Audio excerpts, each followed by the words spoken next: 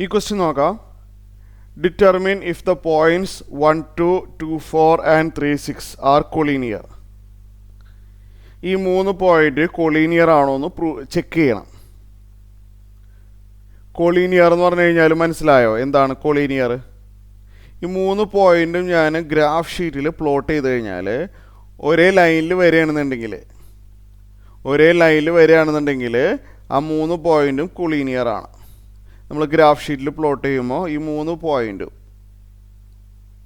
ഒരേ ലൈനിൽ വരികയാണെന്നുണ്ടെങ്കിൽ കൊളീനിയർ ആണ്. ഒരേ ലൈനിൽ വരുന്നില്ല എന്നുണ്ടെങ്കിൽ നോട്ട് കൊളീനിയർ. ഞാനിത് റഫായിട്ട് വരച്ചതാണ്. നമുക്ക് ചെക്ക് ചെയ്യാനാണ് കൊളീനിയർ ആണോ അല്ലേന്ന് ചെക്ക് ചെയ്യണം. കൊളീനിയർ ആണോ അല്ലേന്ന് ചെക്ക് ചെയ്യണമെങ്കിൽ നമ്മൾ ആദ്യം തന്നെ ഇങ്ങനെ റഫായിട്ട് വരച്ചിട്ട് നമ്മൾ ഓരോ സൈഡും കാണാം. ഓരോ സൈഡ് എന്ന് പറഞ്ഞാൽ എ ബി കാണാം, ബി സി കാണാം, എ സി കാണാം. ഇതാണ് ഓർഡർ.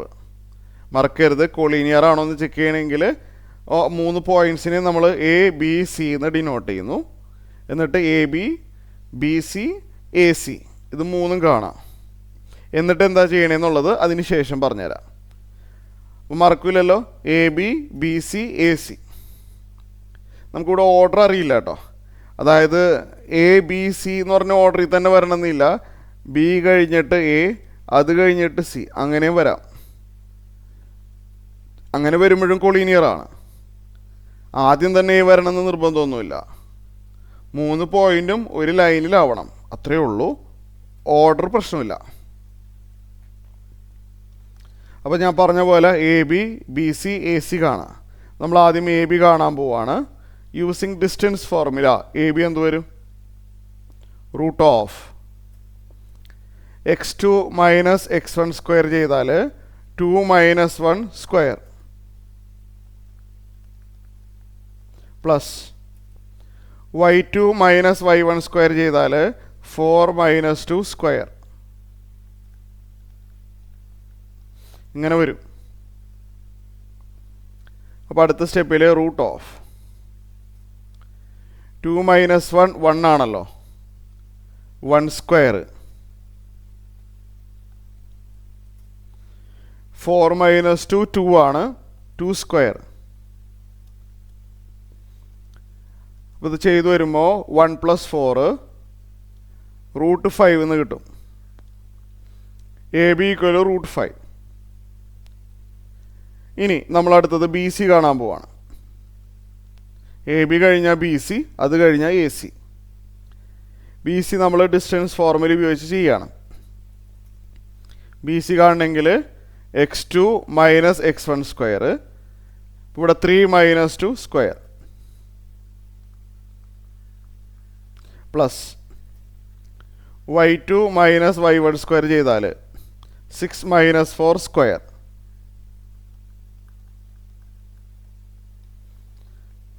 റൂട്ട് ഓഫ് 3 മൈനസ് 2 1 ആണ്, 1 സ്ക്വയർ.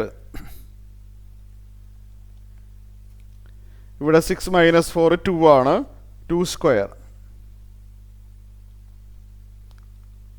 റൂട്ട് ഓഫ് ഇത് 1 പ്ലസ് 4 റൂട്ട് 5 കിട്ടും. ഇപ്പോൾ ബി സി കിട്ടി. ഇനി നമ്മൾ എന്ത് ചെയ്യും? എ സിയും കൂടിയും കാണാം. എ സി എന്ന് പറഞ്ഞാൽ again distance formula. A C കാണണമെങ്കിൽ എയും സിയും നോക്കണം, മാറിപ്പോവരുത്. എയും സിയും നോക്കാം, അങ്ങനെ എ സി കണ്ടുപിടിക്കാം. അപ്പോൾ x2 മൈനസ് x1 സ്ക്വയർ ചെയ്താൽ 3 minus 1 square plus y2 minus y1 square ചെയ്താൽ 6 minus 2 square equal root of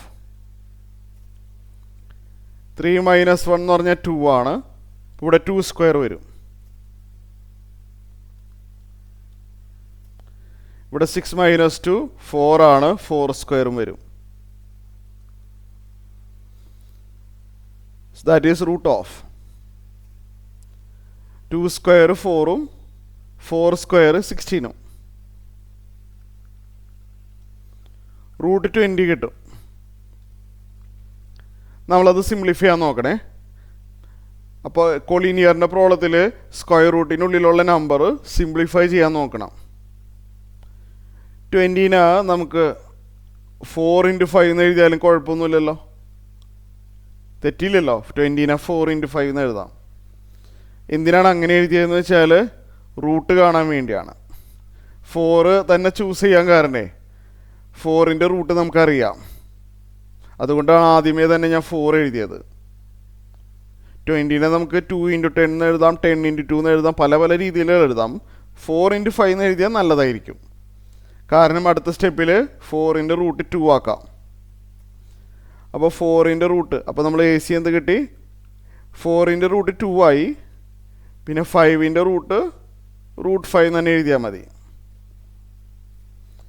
നമുക്ക് A B B C A C ഇത് മൂന്നും കിട്ടി. നമ്മളത് നോട്ട് ചെയ്യുക. A B B C A C ഇത് മൂന്നും നോട്ട് ചെയ്യുക. ഇതാണ് എ ബി ആൻഡ് ഇതാണ് ബി സി, ഇതാണ് എ സി. ഈ റൗണ്ട് ചെയ്തിരിക്കുന്ന 3 നമ്പറുകളും നോക്കാം. ഇതിലേതാ ലാർജസ്റ്റ്? ഈ റൗണ്ട് ചെയ്തതിൽ ഏറ്റവും വലുത് ഏതാ? 2√5. നമ്മൾ നോക്കാം. ചെക്ക് ചെയ്യണ വഴി ഞാൻ പറഞ്ഞുതരാം. Greatest side is equal to sum of the smaller side ആണോ എന്ന് ചെക്ക് ചെയ്യുക. നമ്മൾ ആദ്യം തന്നെ ഇവിടെ ഈക്വൽ ടു എഴുതണ്ട, നമ്മളിങ്ങനെ ചെക്ക് ചെയ്യുക. എന്താണ് ഈ 3 സൈഡുകളിൽ ഗ്രേറ്റസ്റ്റ് സൈഡ് ലെഫ്റ്റ് സൈഡിൽ എഴുതാം, സ്മോളർ സൈഡുള്ള സമ്മ് റൈറ്റ് സൈഡിൽ എഴുതാം.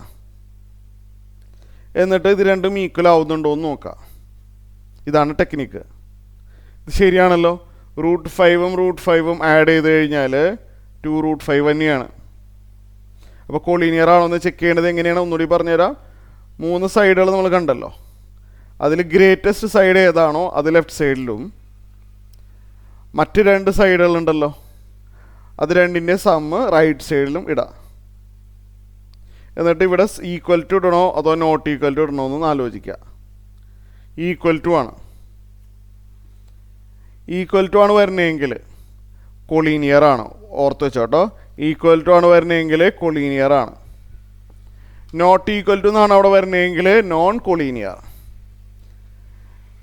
അതായത് ഇതെങ്ങനെയാണ് മനസ്സിലായാലും greatest side sum of the other side വരാനുള്ള കാരണം ഈ പിക്ചർ കണ്ടാൽ അറിയാം.